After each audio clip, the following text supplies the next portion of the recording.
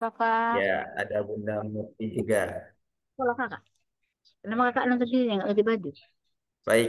Nah, sambil menunggu peserta yang lain bergabung, nah saya mau sapa-sapa dulu nih para ayah bunda, abang kakak yang sudah hadir dalam kajian kali ini. Ada Bunda Leni Marlina. Assalamualaikum Bunda Leni. Di kampus yang di Banjarbaru. Ah, bentar. Dari mana nih Bunda Leni? Dari Medan, Ustaz. Dari mana Bunda? Tapanuli Utara, daerah Medan. Oh, dari Medan, Masya Allah. Salam kenal Bunda ya.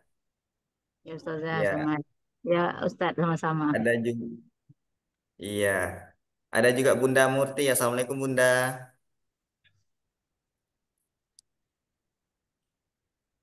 Mic-nya boleh dihidupkan Bunda. Waalaikumsalam warahmatullahi wabarakatuh. Waalaikumsalam. Gimana kabarnya Bunda Murti? Alhamdulillah sehat. Alhamdulillah sehat. Sudah siap Bunda ya mengikuti kajian pada pagi hari ini? Insya Allah. Insya Allah. Baik.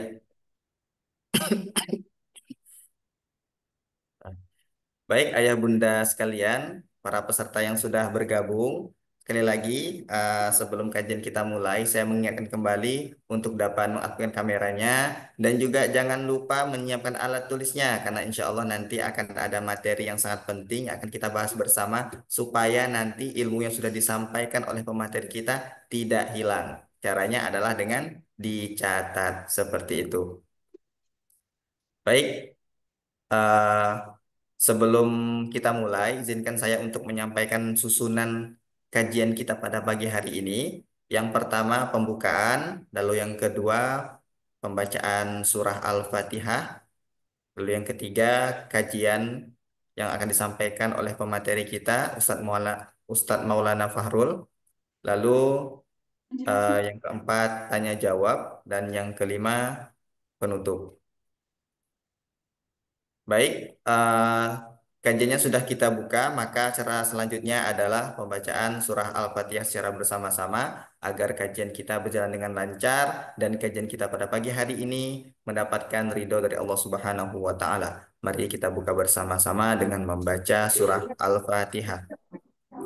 أعوذ بالله من الشيطان الرجيم بسم الله الرحمن الرحيم الحمد لله رب العالمين الرحمن الرحيم مالك يوم Ajak الدين kakek dulu. إياك نعبد وإياك نستعين Buang اهدنا kakek. الصراط المستقيم صراط الذين أنعمت عليهم غير المغضوب عليهم ولا الضالين آمين Bulan puasa makanan Amin ya Rabbal Alamin. Baik, ayah bunda abang Kak sekalian yang dirahmati oleh Allah Subhanahu wa taala. Nah, saya ingatkan kembali ketika kajian berlangsung, jangan lupa untuk mengaktifkan kameranya dan juga jangan lupa ketika pemateri menyampaikan materinya untuk dapat menonaktifkan audionya supaya nanti suaranya tidak tumpang tindih dan juga materi kajiannya bisa kita dengarkan dengan hikmat. Baik, ayah bunda abang kakak yang dirahmati oleh Allah Subhanahu wa taala, pada hari ini kita akan mendengarkan kajian spesial tentang zakat. Nah, kenapa zakat ini penting? Karena zakat merupakan salah satu dari rukun Islam yang harus ditunaikan oleh kita sebagai umat muslim. Dan ternyata zakat itu eh, banyak macamnya, banyak bagiannya.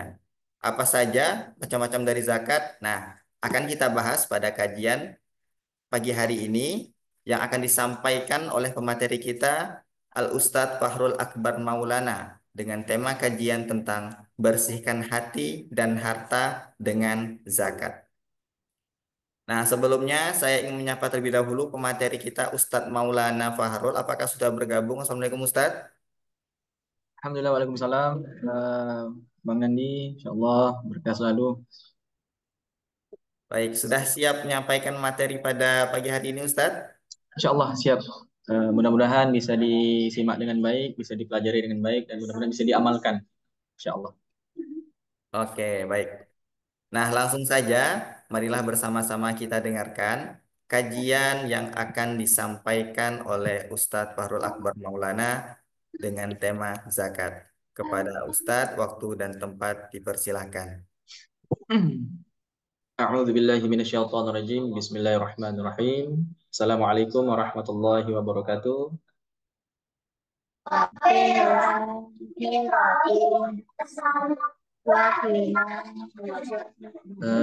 Alhamdulillahirabbil alamin wassalatu wassalamu ala asyrofil mursalin sayyidina Muhammadin wa ala alihi wa sahbihi ajma'in. Rabbi shrah li sadri wa yassir li amri wa hlul 'uqdatam min lisani yafqahu qawli wa rabbi zidni ilma. Subhanaka la ilma lana illa ma 'allamtana innaka antal alimul hakim. Alhamdulillahirabbil alamin. Bersyukur kita kepada Allah dengan bersama-sama mengucapkan kalimat hamdalah, alhamdulillahirabbil alamin. Berselawat kita kepada Nabi Muhammad SAW dengan mengucapkan Allahumma sholli ala sayyidina Muhammad wa ala ali sayyidina Muhammad. Alhamdulillah, ayah bunda abang kakak sekalian, insyaallah kita pada hari ini akan membahas sebuah bab atau sebuah pelajaran yang dimana kita akan mengupas sebuah ilmu yang ilmu ini jarang atau belum sempurna iman seseorang itu memiliki ilmu ini.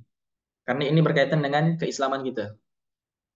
Karena Islam itu dibangun atas 5 dasar. Yang pertama syahadat, yang kedua sholat, yang ketiga zakat, yang keempat puasa, dan yang kelima haji.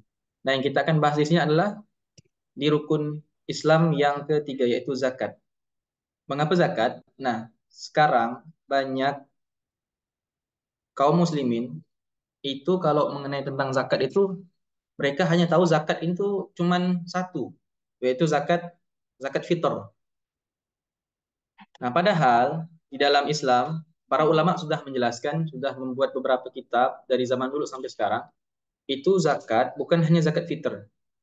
Makanya hari ini kita akan bahas satu persatu apa sih fikih zakat itu, bagaimana zakat itu, dan apa tujuan kita berzakat. Maka penting ayah bunda bang kakak sekalian kita pelajari ini karena ini berkaitan dengan keislaman kita dan keimanan kita kepada Allah Subhanahu wa taala. Karena mungkin kita banyak salah kaprah tentang zakat. Salah bayar, salah tempatnya, salah ngasih siapa yang pantas untuk berzakat. Maka dari itu, hari ini kita pelan-pelan belajar, kita pelan-pelan menyimak, dan nanti insya Allah ketika ayah bunda bang kakak sekalian di akhir sesi, insya Allah nanti akan ada sesi tanya jawab. Dan mudah-mudahan insya Allah kita belajar dengan baik.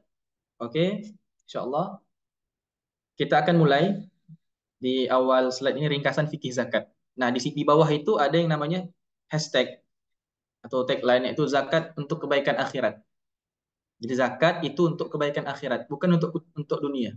Dunia itu akan ngikut kalau akhirat kita bagus. Maka insya Allah boleh Bang Nandi digeser slide-nya. Nah, kita langsung masuk ke pengertian zakat itu. Nah, banyak sekali kaum muslimin yang belum paham apa sih itu zakat. Nah, ini pengertian zakat. Ayah bunda abang kakak sekalian, zakat itu bisa dibagi menjadi 2 pengertian. Yang pertama satu bahasa. Nah, zakat itu secara bahasa artinya adalah bertambah, az-ziyadah. Nah, zakat itu artinya az-ziyadah, bertambah dia. Yang kedua adalah an-nama, yaitu tumbuh. Jadi zakat itu bisa beberapa penjelasan dari bahasa. Yang pertama bertambah, az-ziyadah, yang kedua tumbuh, an-nama, dan yang ketiga adalah keberkahan, barakah. Nah, itu secara bahasanya ya, itu zakat. Nah, juga sama di dalam Al-Qur'an banyak sekali bertabur kata zakat di dalam Al-Qur'an. Zakat itu juga bisa dikatakan suci di surah 91 ayat ke-9. Kemudian di surah 87 ayat 14. Zakat juga dikatakan sebagai perbaikan di surah 18 ayat 81. Dan juga yang terakhir, zakat itu juga bisa dikatakan sebuah pujian. Surah 53 ayat ke-32, fala tuzakku anfusakum. Fala tuzakku. Nah, di sini memakai kata zakah atau zakah yang artinya janganlah engkau merasa dipuji gitu. Zakat itu artinya juga pujian. Nah, berapa ini? Tapi yang jelas intinya zakat itu secara bahasa bertambah, bertumbuh, keberkahan, kemudian perbaikan, pujian, dan suci. Maknanya apa? Ketika kita berzakat, mudah-mudahan keimanan kita bertambah, keimanan kita bertumbuh, keberkahan yang ada pada diri kita itu makin berkah. Dan kita juga bisa dapat perbaikan. Kita bisa dapat dibaikan oleh Allah, diperbaiki hidupnya. Kita dipuji oleh Allah. Dan kita juga dilindungi oleh Allah dan zakat kita yang kita kerjakan. Akhirnya kita menjadi orang yang suci. Kemudian yang kedua adalah istilah. Pengertian secara zakat istilah itu zakat adalah bagian tertentu dari harta yang dimiliki orang yang Allah wajibkan untuk diberikan kepada orang-orang yang menerima zakat, yaitu mustahik. Jadi istilah zakat itu adalah bagian tertentu dari harta yang dimiliki yang telah Allah wajibkan untuk diberikan kepada mustahik atau orang yang berhak menerima zakat. Ini secara istilah yang disampaikan sama Syekh Dr. Yusuf Al-Qadarawi dalam kitabnya Fiqh Zakat. Nah, ini yang disampaikan sama ulama kita.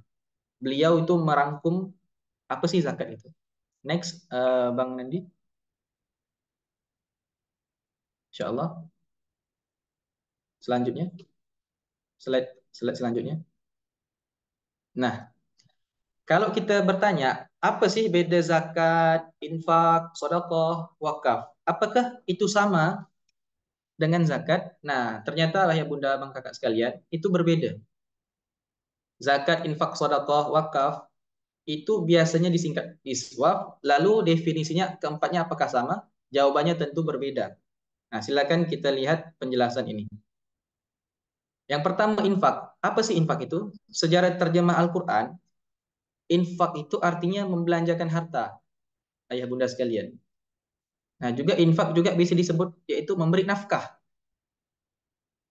Atau juga bisa disebutkan mengeluarkan zakat. Nah, ini unik. Infak ini dalam bahasa Arab itu umum.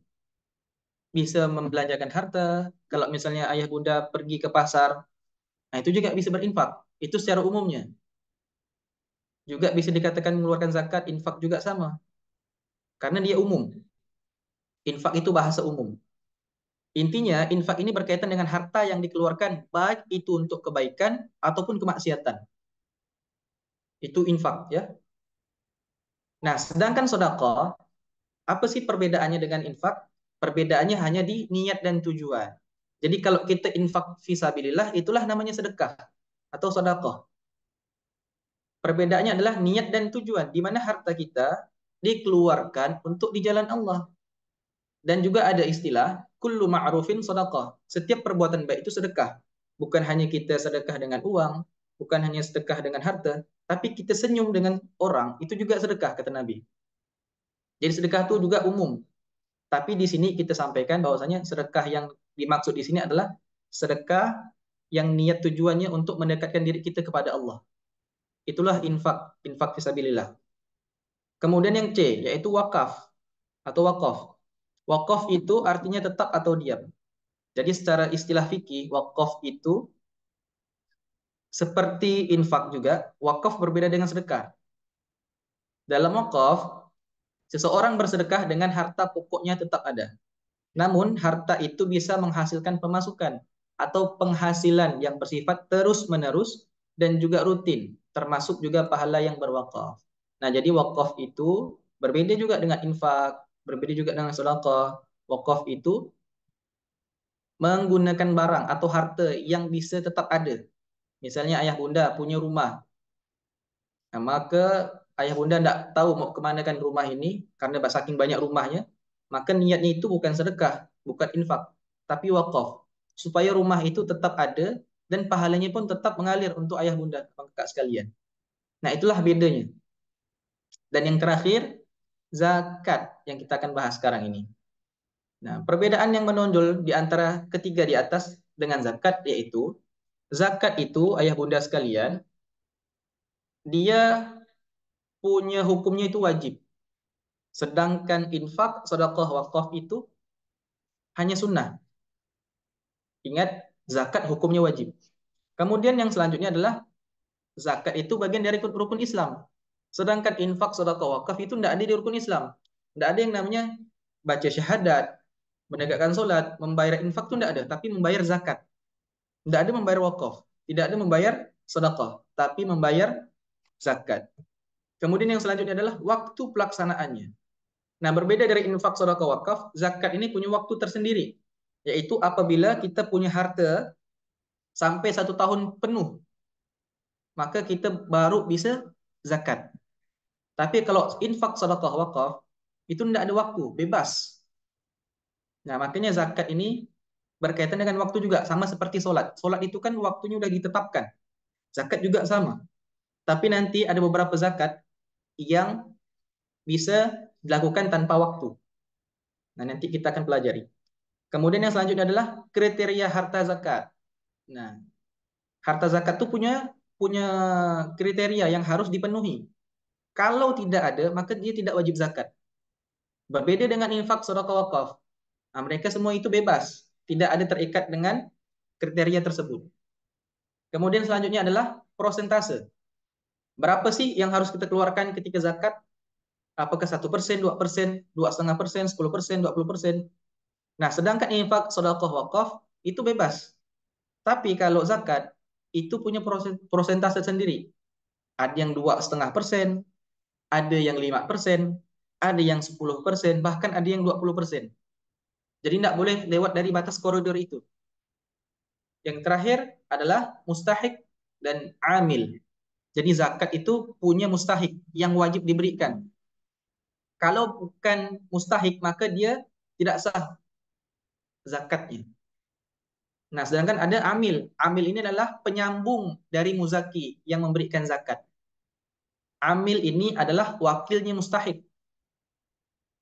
Amil itu seperti ya kita tahu misalnya ada Baznas, ada Lazis, kemudian ada UPZ. Nah, itulah termasuk amil yang penyambungnya mustahik tadi. Nah, inilah perbedaan zakat, wakaf, sedekah, dan infak. Insya Allah kita geser lagi, Bang Nandi. Nah, ini adalah dalil perintah kita berzakat. Karena ini wajib sekali, ayah bunda bang kakak. Dan ada ancamannya juga kalau kita tidak berzakat. Ini na'udzubillah min dzalik. Yang pertama, perintah zakat itu di Quran surah 2 ayat 43. Dan dirikanlah solat, tunaikanlah zakat. Dan rukuklah beserta orang-orang yang ruku. Jadi dalil perintah zakat yang pertama kali itu di surah 2 ayat 43. Kita disuruh solat dan zakat. Selalu antara solat dan zakat. Solat dan zakat. Artinya apa? Solat itu hubungan kita dengan Allah. Zakat itu untuk kepada manusia. Hablum minallah, hablum minannas. Kaitannya vertikal dan horizontal. Maka itu tidak pernah dilepaskan. Maka ini perintah yang wajib dikerjakan. Makanya habis solat itu zakat dalam rukun Islam. Kemudian di surah 9 ayat 103. Apa kata Allah? Ambillah zakat dari sebagian harta mereka. Jadi ingat, Allah itu menyuruh kita pengurus atau amil yang sudah diperintahkan oleh amir atau pemerintah disuruh mengambil zakat. Sebenarnya bukan untuk ngajak, tapi disuruh ambil. Berarti kalau diambil itu dipaksa. Bukan kita nyarankan, yuk kita zakat itu enggak. Sebenarnya kita atau amil itu mengambil. Enggak ada yang ngajak sebenarnya. Nah, tapi karena konteks di zaman sekarang itu berbeda. Tapi kalau dulu di zaman Abu Bakar, orang yang tidak berzakat itu dihukum mati. Nah, ngeri kalau itu diterapkan di tempat kita kan.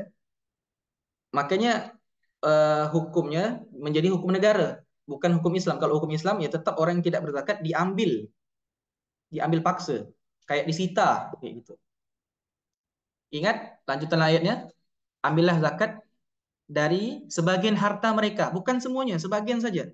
Yang tidak saya sampaikan, ada persentasenya 2,5%, 5%, 10%, sampai 20%. Dengan zakat itu, kamu membersihkan dan mensucikan jiwamu. Kayak gitu. Dibersihkan. Kamu membersihkan dan mensucikan jiwa mereka. Berarti jiwa kita yang berbayar zakat ini disucikan dan dibersihkan oleh Allah. Dan berdoalah untuk mereka. Nah, jadi ketika ayah, bunda, abang, kakak sekalian berzakat, maka kita yang amil atau yang mustahik, kita juga diwajibkan atau disunnahkan untuk berdoa untuk mereka yang udah bayar zakat. Supaya apa? Supaya dibalas oleh Allah kebaikannya, pahalanya nambah, rezekinya berkah. Dan lanjutan ayatnya, sesungguhnya doa kamu itu menjadi ketentraman jiwa bagi mereka. Dan Allah maha mendengar, maha mengetahui. Di ayat ini, ketika orang sudah berzakat, maka harus didoakan. Dan ketika kita minta doa sama orang itu adalah hal yang luar biasa. Doa orang itu cepat dikabulkan kalau memang orang itu baik, Bapak, ayah, bunda sekalian. Makanya jangan lupa zakat nih. Lanjut hadisnya, yang tadi saya sampaikan, Islam itu dibangun atas 5 dasar. Yang pertama syahadat, kedua sholat, ketiga zakat, 4 puasa, dan 5 haji. Nah, itu adalah perintah untuk berzakat.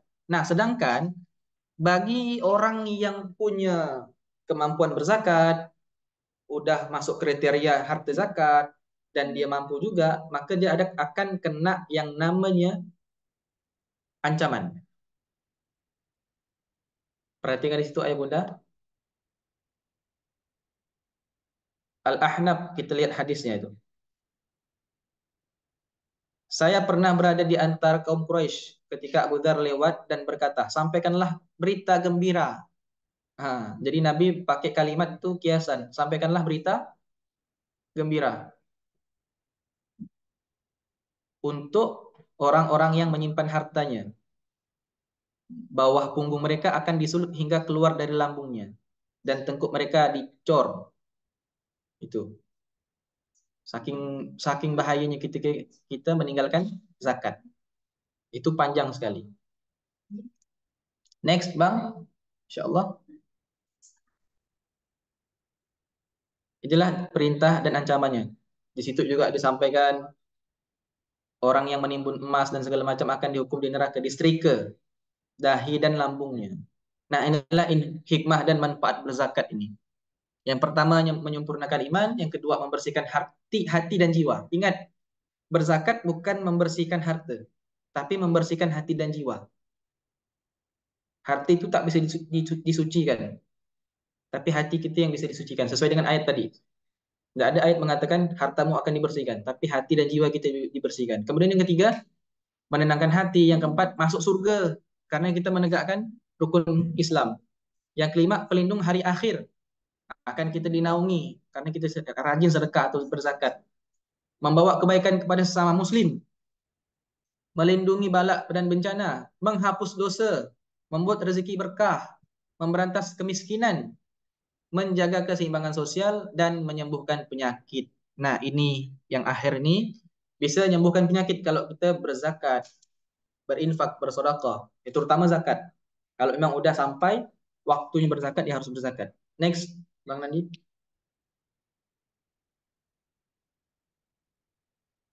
Lanjut slide selanjutnya.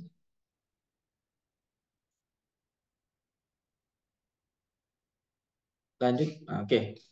Nah, di sini ada syarat pemberian zakat dan kriteria harta zakat. Perhatikan ayah bunda sekalian, itu syarat wajibnya Islam.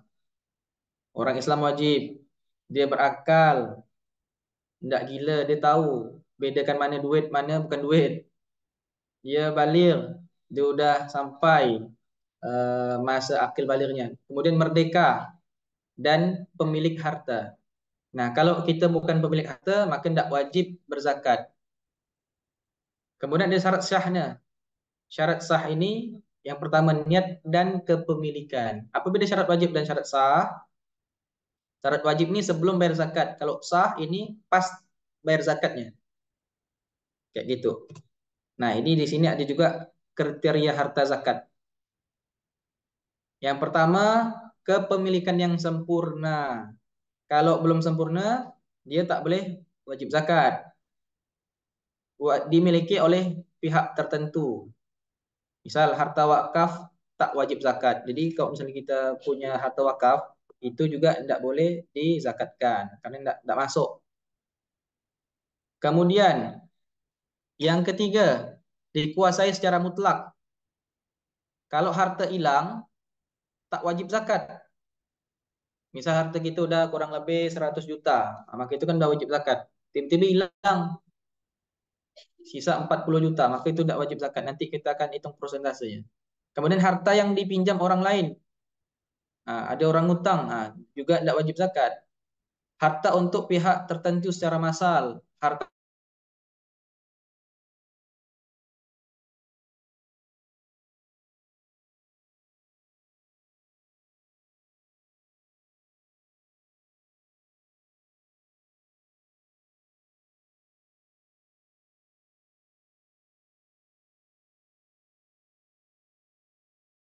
sampai batas harta maka wajib dizakati. Kemudian yang keenam adalah haul, yaitu 1 tahun penuh dalam hijriah bukan masehi.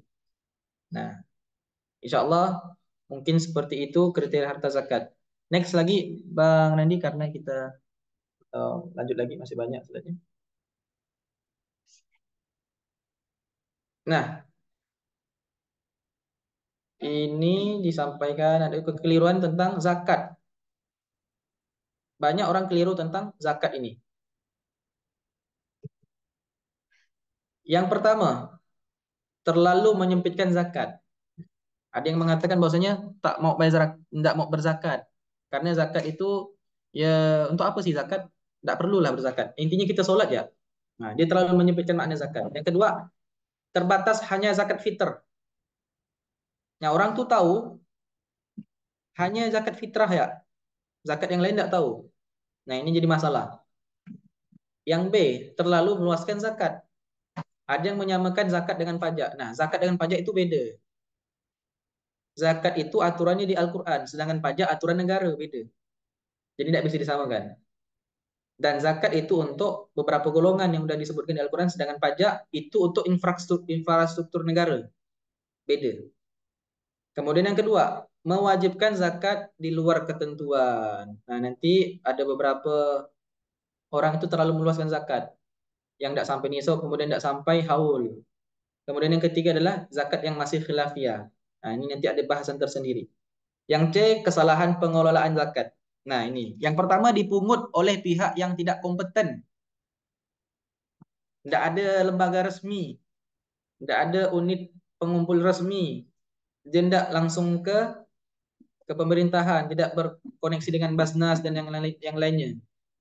Kemudian yang kedua, disalurkan kepada yang bukan mustahik. Jadi kesalahannya kita kadang-kadang ngasih orang tuh, ngasih yang ke janda, ke duda. Padahal itu bukan kriteria dari zakat. Maka dia akan keliru nanti. Yang ketiga, dijadikan modal usaha. Nah, ini unik. Jadi zakat itu bisa jadi modal usaha. Dan ini nanti ada bahasan tersendirinya.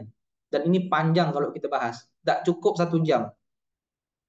Yang keempat, dana zakat ditarik ke pusat. Ditarik ke pemerintah. Nah, itu keliru sekali. Yang D, meluruskan pandangan masyarakat. Nah, dia harus diluruskan pandangan masyarakat tentang zakat. Zakat dibayarkan langsung kepada mustahik, bukan kepada ke lembaga. Jadi, masyarakat tuh bilang, udahlah langsung ke mustahik ya, tidak perlu ke lembaga, tidak perlu ke UPZ, tidak perlu ke Basnas, tidak perlu ke Lazis. Nah, itu masih keliru. Kenapa harus ada Basnas? Kenapa harus ada UPZ? Karena itu untuk penyambung kepada si mustahik tadi. Inilah yang disebut amil. Hikmahnya adalah supaya si mustahik itu tidak tersinggung, diberikan sama muzaki. Itu hikmahnya ada amil. Yang kedua, zakat dibayarkan bukan pada waktunya. Nah, banyak nih ketika bulan Ramadan, banyak yang bayar zakat mal. Padahal zakat mal bukan hanya dibayar waktu Ramadan. Kayak gitu. Yang ketiga, zakat dibayar tidak sesuai besarannya. Ini mengada-ngada, tidak pakai 2,5%, tidak pakai 5%, dia langsung pek ketiplek 10 jutanya, Ustaz, saya mau bayar zakat, dia tidak dihitung. Nah ini juga salah. Yang keempat, zakat dijadikan pencucian harta. Nah, yang tadi saya sampaikan, zakat itu bukan untuk nyuci harta, bukan untuk membersihkan harta, tapi menyucikan jiwa. Yang kelima, zakat menjadi penentu puasa Ramadan. Nah, ini juga salah.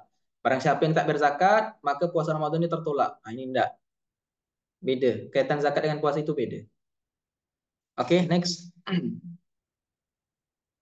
Nah, ini harus kita hafalkan. Ayah, bunda, bang, kakak sekalian. Jenis-jenis zakat. Sebenarnya itu, zakat itu terbagi menjadi satu sih sebenarnya. Maaf, salah tulis saya. Zakat itu sebenarnya hanya zakat mal.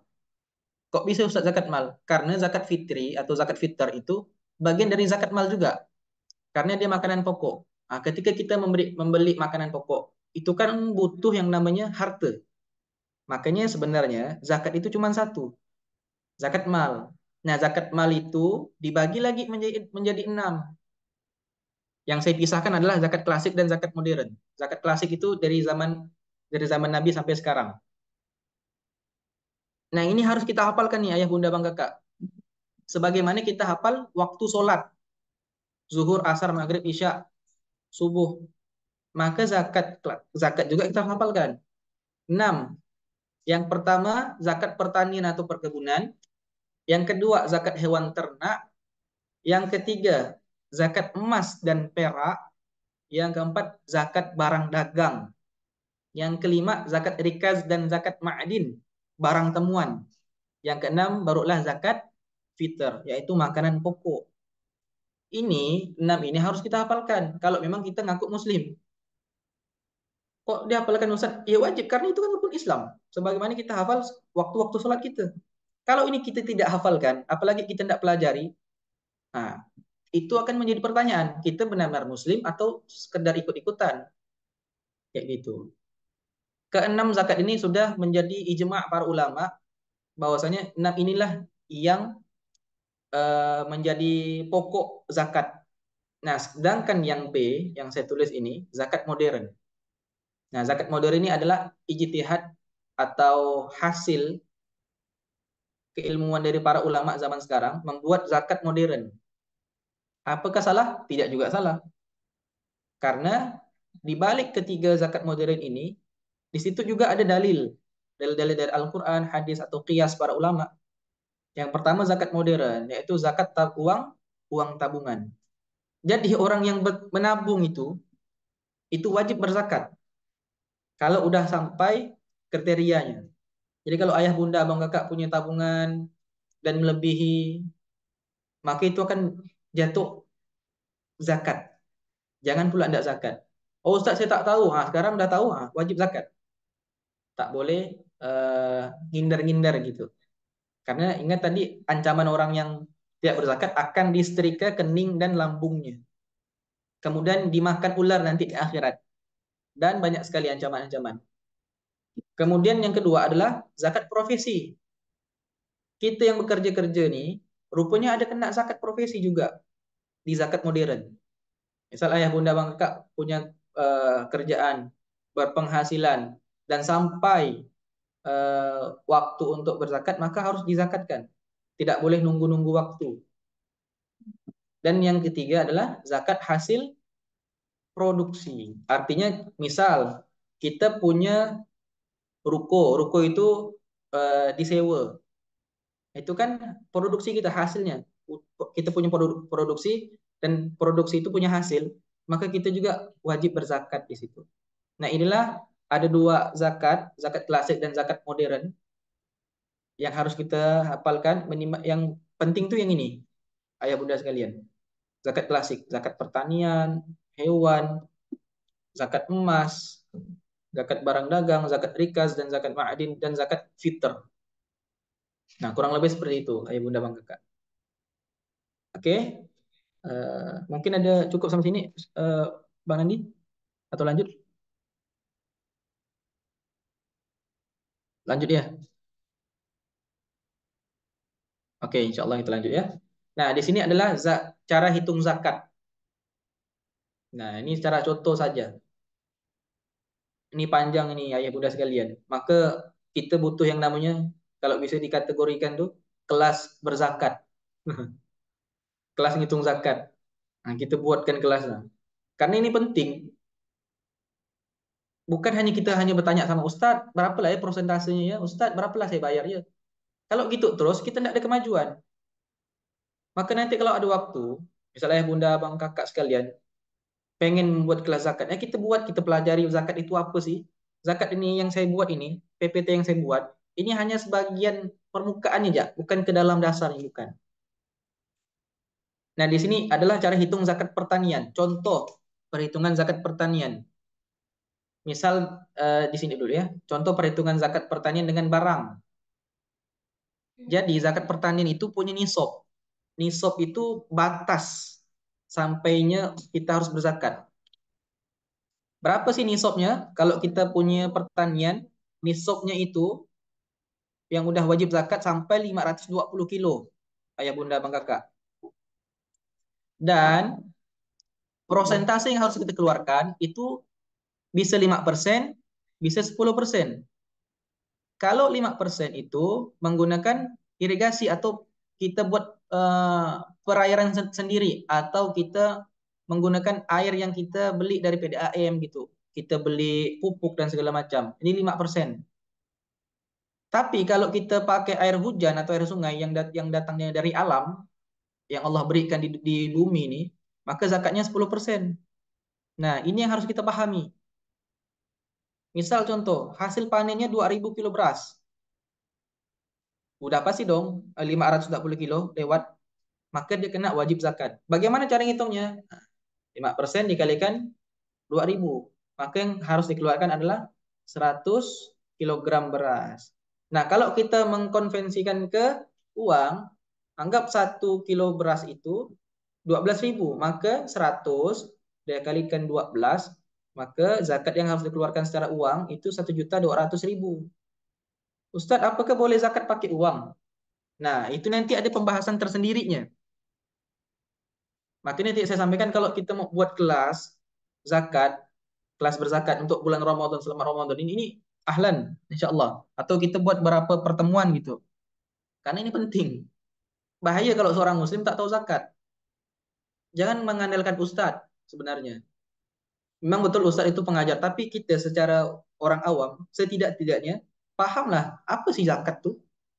Kalau ini yang saya sampaikan ini cuma kulit-kulit luarnya aja, tidak sampai ke dalam.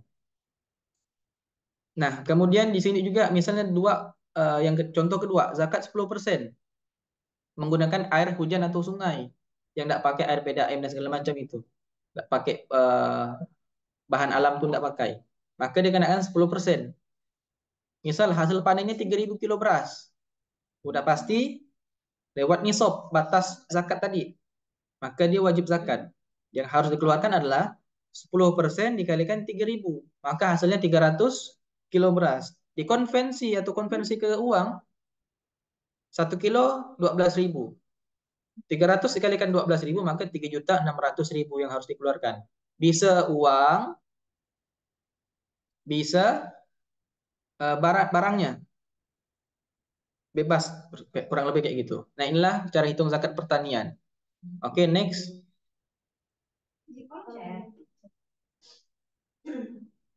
Nah, ini zakat hewan ternak. Lebih panjang lagi, Bapak Ibu sekalian. Next lagi, Bang Nandi. Next. Nah, ini udah saya buat rangkumannya nih. Tuh. Kalau nak dibahas ini, ayah bunda bang kakak saya lihat, ini takkan habis-habis nih. Apa tuh? Ini zakat unta. Kalau kita sampai 9 unta, kita punya unta 9, maka wajib zakat langsung 1 ekor syah. Apa itu syah? Kambing betina. Nah, di sini juga ada kalau misal sudah sampai 35 ekor, maka kita harus menzakati unta itu 1 ekor bintu makhot. Nah, bintu makhot itu unta betina yang genap berusia 1 tahun masuk ke tahun kedua. Nah, Ini kalau tak kita pelajari ini juga pening kepala kita, ayah bunda. Nah, di sini juga sama. Zakat sapi. Kita punya peternakan sapi. Kalau udah sampai 30 sampai 39, maka wajib zakat satu ekor tabi'. Apa itu tabi'? Sapi betina atau jantan yang udah genap berusia 1 tahun dan masuk tahun kedua. Kalau kita masuk ke 40 sampai ke 59, maka harus berzakat satu ekor musinah. Musinah itu apa? Sapi betina yang udah masuk genap berusia 2 dan masuk usia ketiga. Ini zakat sapi. Dan di sini zakat kambing. Kambing itu baru boleh zakat sampai ke 40. Dan setiap demikian seterusnya. Setiap bertambah 100 ekor, ada kewajiban zakat berupa 1 ekor kambingnya. Nah, jadi berkelipatan dia ngitungnya. Kalau 40 sampai 40, maka 1 ekor kambing betina. Kurang lebih kayak gitu untuk cara ngitung zakat ternak. Next lagi Bang Nandi.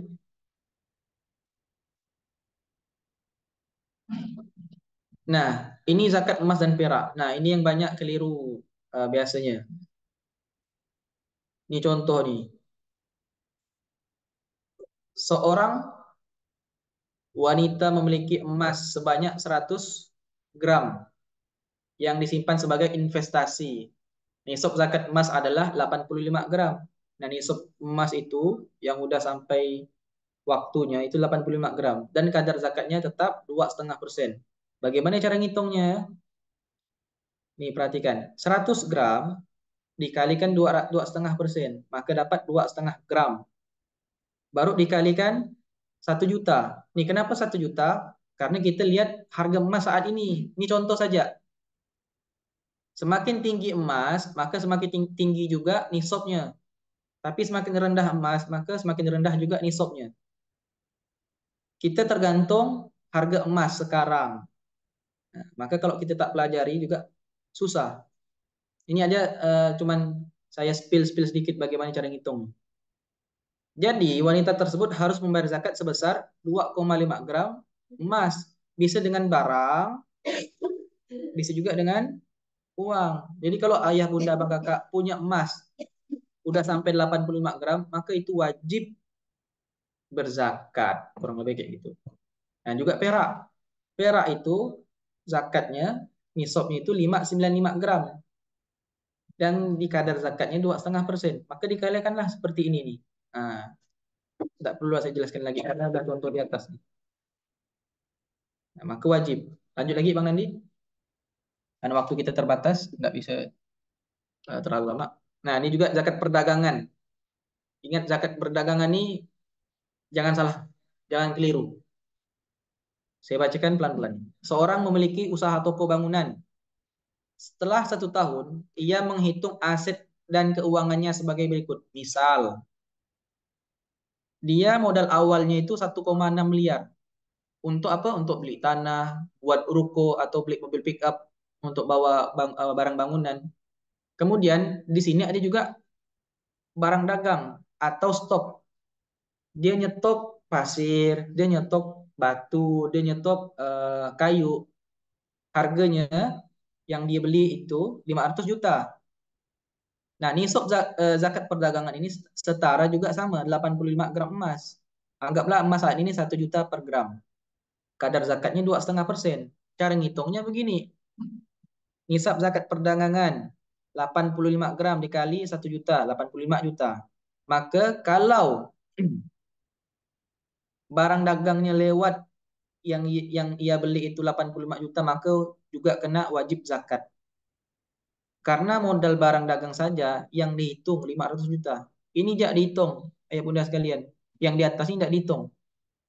Maka karena sudah setahun, beliau itu kayak nyetok. Barang itu di stok, mengalami kenaikan harga. Karena udah 1 tahun kan pasti naik harga. Barang itu udah pasti naik. Naik 800 juta. Maka udah wajib zakat tuh. Barang-barang yang dia hitung awalnya 500 juta. Cara ngitungnya adalah 800 juta dikali 2,5%, maka dapat 20 juta. Maka ketika nanti bayar zakat, dia bayar zakat 20 juta. Nah, kalau udah 1 tahun. Next lagi Bang Nandi. Nah, ini zakat rikaz. Ini zakat rikaz ini adalah zakat menemukan harta atau harta karun lah. Tiba-tiba kita dapat harta karun, dapat emas 500 gram misalnya, maka dikalikan kayak gini. Dia prosentasenya itu 20%, ayah bunda sekalian, bukan 2,5%. Maka kita harus jeli. Nah, kurang lebih kayak gini lah hitungannya. Oke, karena waktu terbatas, kita next lagi Bang Nandi.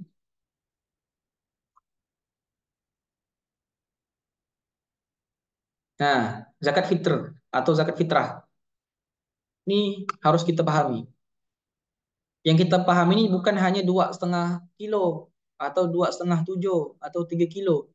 Tapi kita harus tahu kenapa sih bisa 2,5 kilo, bisa 2,7 kilo, bisa 3 kilo. Ini dari sini nih. Nabi itu mengatakan kalau kita berzakat, satu orang itu 1 mud besarannya. 1 mud itu bisa dikalkulasikan sebagai ini. Para ulama udah menghitungnya. 675 gram. Misal kita punya empat anak beranak misalnya begitu. Maka 4 orang ini dikalikan 4 mud. Berarti 16 mud. 16 dikali 675 sama dengan 10.000 betul 10.800 gram. Sama dengan 10,8 kilo beras. Nah, inilah zakat yang harus kita keluarkan, zakat makanan kita. Kayak gini. Anggaplah kita paskan lah 11 kilo. Nah, sisa itu sedekah tuh alhamdulillah lah. Nah, kalau kita kalkulasikan dengan uang juga bisa. Tinggal 10 kilogram beras ini kita kalikan misalnya 1 kilo 15.000. Dikalikan ya 10.000 kali 15.000. Berarti 150.000. Kayak gitu. Bisa dengan uang, bisa juga dengan barang. Next lagi. Nah, ini zakat modern yang tadi saya sampaikan. Hitung zakat tabungan. Kurang lebih zakat tabungan ini sama dengan zakat emas dan perak. Hitungannya. Oke, skip. Lanjut. Juga sama zakat profesi. Lagi, Bang Nandi next. Karena waktu udah mau habis insya Allah. Nah, ini juga hasil produksi. Nah, zakat hasil produksi ini bisa 2,5%, 5% atau 10%. Lanjut Bang Nandi. Nah, yang terpenting dari zakat adalah ini. Golongan yang berhak menerima zakat. Yang pertama, orang fakir, orang miskin, amil zakat, mu'allaf, hamba sahaya, budak, orang yang berhutang, fi sabilillah di jalan Allah, dan orang yang dalam perjalanan Ibnu Sabil. Kurang lebih kayak gitu. Next. Nah, apa itu fakir? Nah, perhatikanlah di sini ayah bunda sekalian. Tak ada penghasilan, miskin tuh punya penghasilan tapi tak cukup. Ambil zakat tuh petugas, mu'alaf tuh orang yang baru mau masuk Islam atau orang yang mau masuk Islam. Gharimin tuh orang punya hutang untuk kebutuhan harian tapi tak bisa membayarnya. Fisabilillah itu di jalan Allah, bisa untuk ustadz, guru ngaji atau memang asli jihadnya, para mujahid yang kayak di Palestina. Ibnu Sabil itu adalah orang yang pergi jauh dari kampung halamannya, dia kehabisan bekal. Next. Nah, ini harus kita tahu nih. Yang tak berhak menerima zakat. Satu, bukan 8 asnaf tadi. Orang non-muslim tak boleh dapat. Kecuali dia mau masuk Islam. Nah, kalau memang orang-orang kafir, betul-betul orang kafir atau non-muslim itu tak boleh.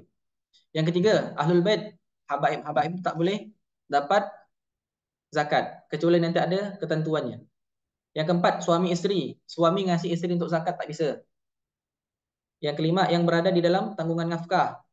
Misalnya kita menafkahi adik sepupu kita. Nah, maka dia tak boleh dapat zakat dari kita. Yang keenam, bukan budak.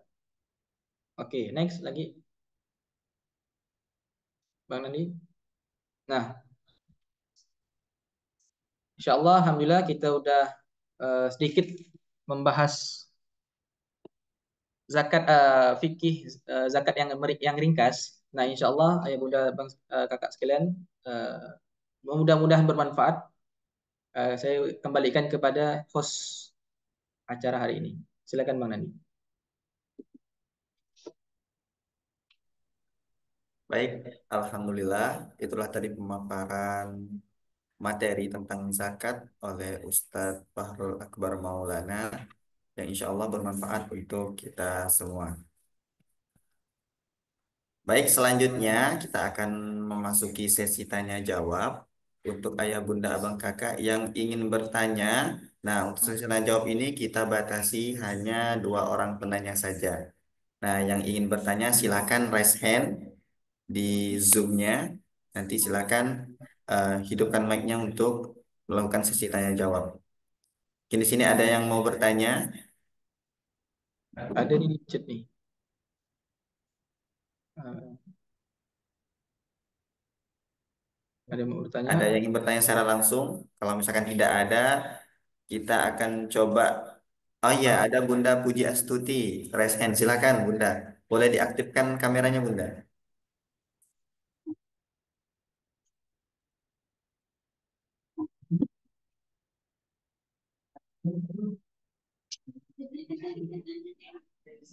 Suaranya dikeluarkan, Bunda. Diaktifkan suaranya. Mic-nya boleh dihidupkan dulu Bunda. Mic-nya dulu, Bunda. Mic-nya Bunda. Suara belum diizinkan host. Oh, mohon maaf, mohon maaf. Astagfirullah. Ya, baik, terima kasih. Tadi belum diizinkan oleh host. Oke, silakan Bunda. Ya, baik. Assalamualaikum warahmatullahi wabarakatuh. Assalamualaikum warahmatullahi wabarakatuh, Bunda. Izin bertanya, Ustadz, untuk zakat profesi ya, terkait dengan gaji. Saya ingin diberikan informasi tentang nisabnya. Tadi agak telat masuknya soalnya, karena sambil ngawasi ujian sekolah. Jadi nisabnya berapa, kemudian kalau misalnya seperti saya, hitungannya itu gaji pokok ya katakanlah 4,5 juta. Nah itu kan biasanya saya debatable dengan beberapa teman. Ada yang mengatakan tidak dihitung dari gaji pokok, tapi gaji yang sudah dipotong macam-macam lah. Misalnya Hmm. dipotong Ya. oleh apa BPJS atau apa seperti itu. Ataukah Ya. dihitung dari gaji pokok yang masih kotor atau masih utuh. Sama nisabnya berapa ya Tat? Sama Oke. berapa persen zakatnya. Terima kasih. Assalamualaikum warahmatullahi wabarakatuh. Waalaikumsalam warahmatullahi wabarakatuh. Jadi Bunda, nisab untuk zakat profesi itu kalau sekarang ketentuan Basnas, jadi saya ndak nguraikan berapa ketemu berapa. Jadi langsung saya sampaikan kalau udah sampai nisab zakat profesi itu ketentuan zakat dari Basnas karena mengacu pada harga emas itu 7.150.000-an. Itu udah wajib zakat profesi. Itu nisabnya. Kemudian, apakah hanya gaji pokok saja? Tidak sebenarnya. Jadi itu bisa dapat tunjangan juga digabungkan. Nah, digabungkan. Nah, masalah untuk perhitungannya, apakah bersih atau kotor? Nah, di sini saya mau nyampaikan pendapat para ulama. Ada yang mengatakan memang harus pendapatan bersih. Misal contoh, tadi Bunda mengatakan bayar BPJS, kemudian bayar sekolah anak dan segala macam. Belanja-belanja untuk 1 bulan. Kemudian ada juga ulama yang berhati-hati. Kalau berzakat profesi itu langsung dapat gaji kotor misal 10 juta. Maka 10 juta itulah yang harus dizakati. Kurang lebih kayak gitu. Misalnya 10 juta dikalikan 2,5%. Berarti 240.000. Bisa tiap bulan bayarnya, juga bisa per tahun. Kalau per tahun silakan, kalau per bulan juga silakan. Tapi saran saya daripada nunggu setahun, bagusnya per bulan. Kadang-kadang kita ini pelit, nunggu setahun loh mau bayar zakat. Nah, zakat profesi ini fleksibel, maksudnya tidak terikat kuat dengan dalil-dalil Al-Quran, Sunnah atau hadis Nabi. Tapi dia mengkiaskan. Ini ijtihad para ulama. Nah, salah satu yang mendukung zakat profesi ini adalah Asy-Syaikh Dr. Yusuf Al-Qadarawi dalam Fiqh Zakat kitabnya. Dan ini juga beberapa ulama menyepakati itu. Walaupun beberapa ulama juga tidak sepakat. Tapi kalau saya, misalnya memang kita ada kelebihan rezeki, tetap dipotong 2,5%. Nah, kenapa ada dikaitkan dengan zakat? Supaya apa? Supaya orang itu tidak yang namanya pelit. Karena zakat itu kan bahasanya wajib, maka wajib dikeluarkan.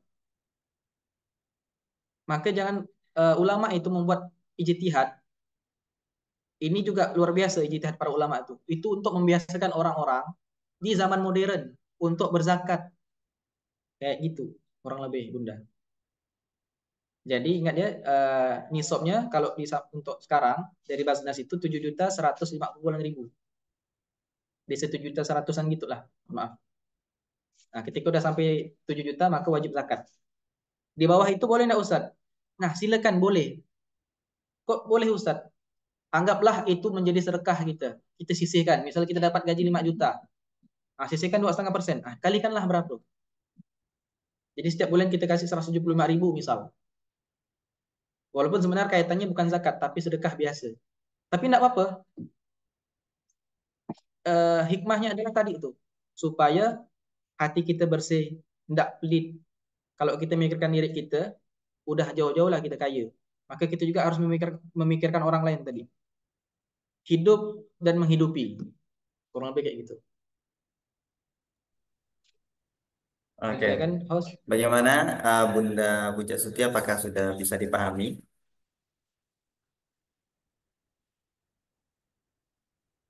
Baik. Kita buka lagi untuk satu orang yang mau bertanya.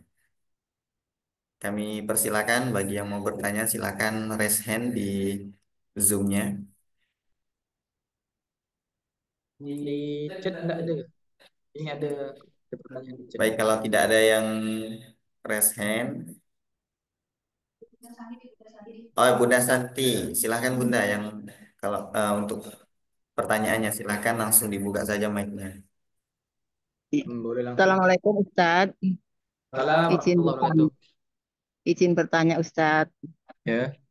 Jadi saya punya rumah tinggal lebih kurang 120 meter. Terus terus itu Ustadz dipecah untuk dijadikan kontrakan. Terus ada lagi satu petak di tempat lain lebih kurangnya 50 meter juga untuk kontrakan. Itu yang wajib dizakatin yang bagaimana Ustadz? Zakat yang harus dibayarkan yang mana Ustadz? Termasuk. Nah, iya, itu termasuk yang namanya zakat hasil produksi. Jadi Bunda kan punya kontrakan kan? Iya. Nah, dari situlah zakatnya keluar dari hasil produksi itu tadi. Oh iya, jadi yang setiap Tolong bulan hasil kontrakan. Bang Nandi buka slide-nya tadi biar Bunda bisa melihat. Jadi itu bisa pakai 2,5%, bisa pakai 5% dan bisa pakai 10%. Izin. Jadi hitungannya kita pakai nisab emas, ya. Mohon maaf Bunda pemasukannya berapa itu? Dari kontrakan itu 5 juta Oke, sebulan. 5 juta. Semuanya Iya. sudah. Iya, yang 3 itu 5 juta. Oke. Jadi itu namanya zakat hasil produksi. Perhitungannya iya. misal begini. Maaf, hitungannya zakatnya itu nisab itu pakai zakat pertanian Bunda. 520 iya. kilo. Oke. Nah, misal sebuah rumah itu disewakan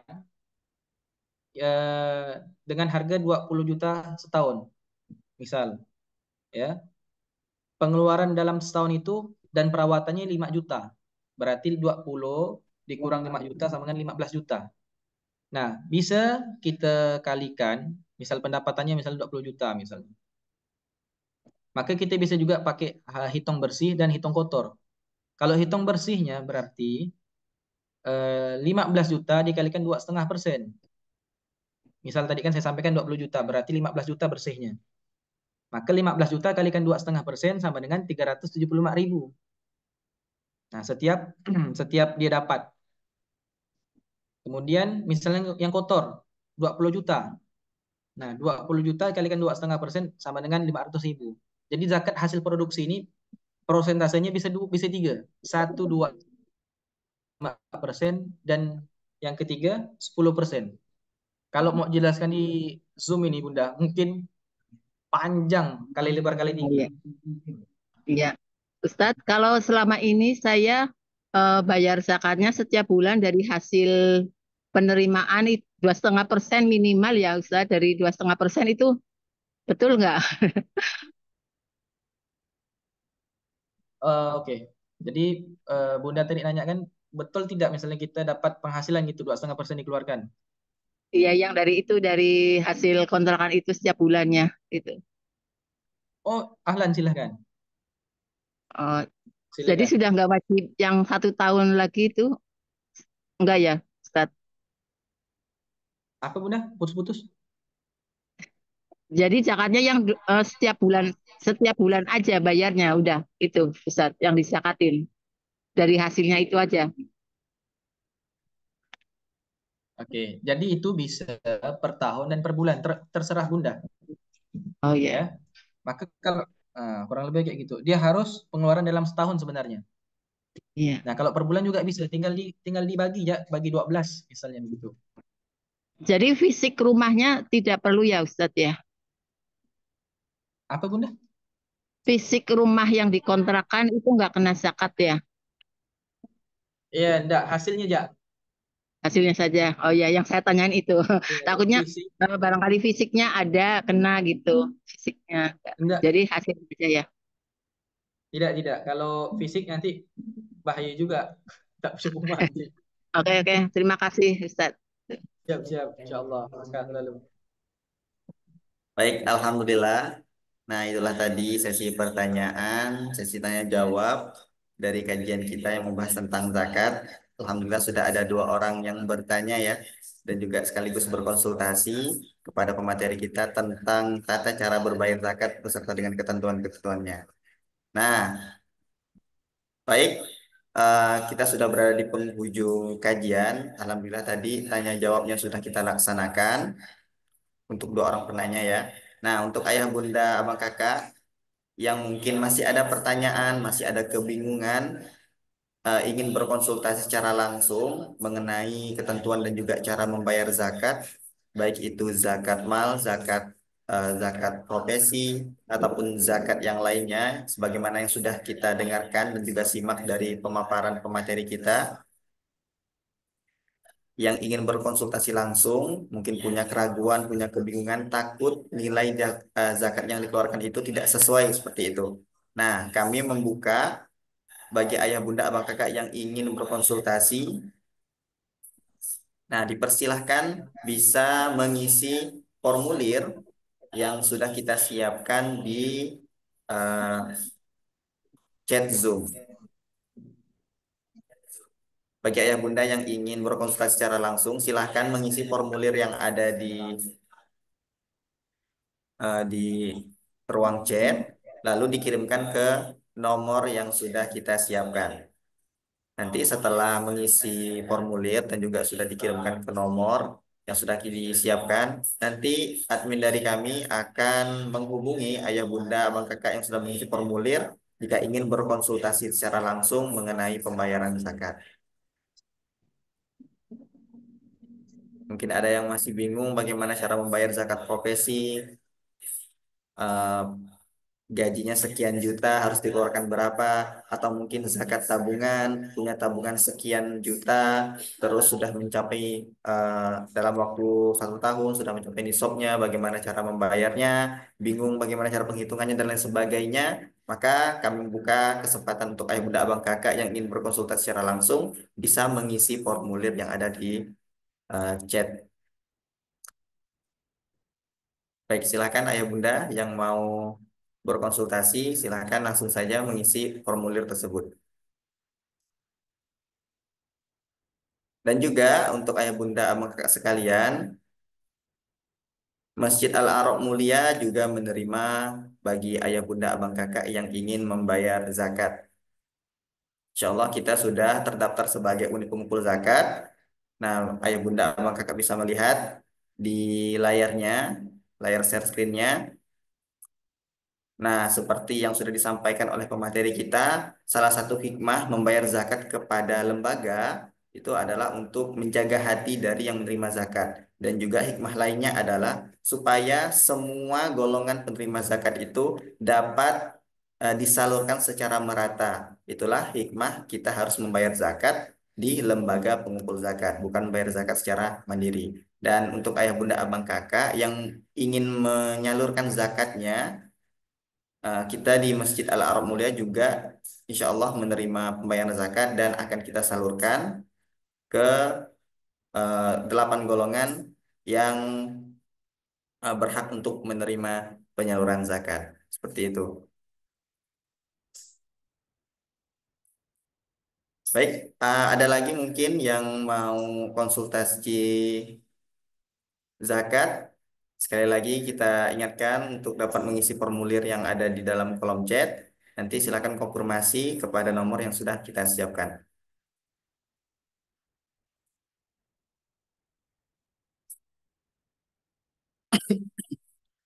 Baik, ayah bunda abang kakak yang dirahmati oleh Allah Subhanahu wa taala, itulah tadi penyampaian materi tentang zakat yang disampaikan oleh pemateri kita Ustadz Fahrul Akbar Maulana.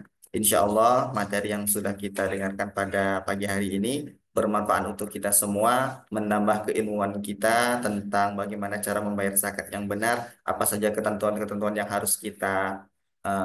yang harus kita cermati dan juga harus kita laksanakan. Insya Allah semua terjawab pada kajian kita pagi hari ini. Dan juga rekaman Zoom-nya insya Allah nanti akan kita share di grup kajian. Nanti ditunggu saja informasinya. Baik, ayah bunda abang kakak yang dirahmati oleh Allah Subhanahu wa taala, kita sudah berada di penghujung acara, yaitu acara penutup daripada kajian kita pagi hari ini. Marilah bersama-sama kita tutup kajian pagi hari ini dengan membaca hamdalah. Alhamdulillahirabbil alamin, dan kita sempurnakan dengan doa kafaratul majelis. Subhanakallahumma wa bihamdika Subhanakallahumma wa asyhadu an bihamdika la ilaha illa anta asyhadu astaghfiruka an wa la atubu ilaik. ilaha illa anta astaghfiruka wa atubu ilaik. Baik, demikian kajian kita pada pagi hari ini. Saya selaku MC mohon maaf apabila ada salah kata, baik itu disengaja maupun tidak disengaja. Insya Allah kita akan berjumpa kembali pada kajian-kajian spesial berikutnya. Sampai jumpa di kajian-kajian berikutnya. Saya tutup billahi taufiq wal hidayah.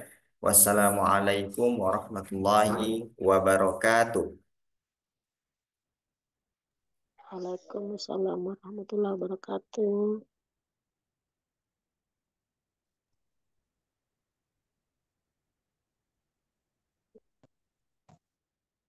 Sampai nih 800.